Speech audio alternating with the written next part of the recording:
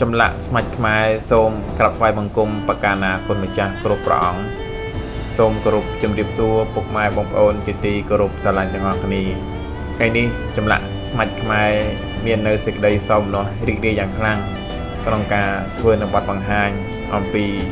សេនាសនៈបល្ល័ង្កព្រះដែលមានជាឈុតតូចនិងឈុតធំដែលមាននៅសោភ័ណភាពប្រណិតភាពយ៉ាងស្រស់ស្អាតសម្រាប់ជាតម្រូវការពុកម៉ែបងប្អូនមាននៅតម្រូវការជីវរំកល់ទុកក្នុងវត្តអារាមបាទនេះគឺជាអាសនៈក្រុងពាលី7ថ្នាក់ដែលមានការឡាយពណ៌ពុកម៉ែបងប្អូនអាចពិនិត្យមើលនៅក្បាច់របស់ខាងប្អូនបាន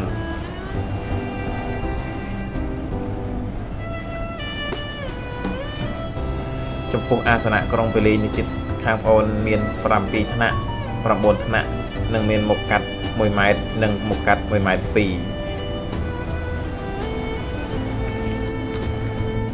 បាទនេះគឺជាអាសនៈក្រុងពាលី7ថ្នាក់ដែលមានការបិទនៅមានសញ្ញាសុទ្ធ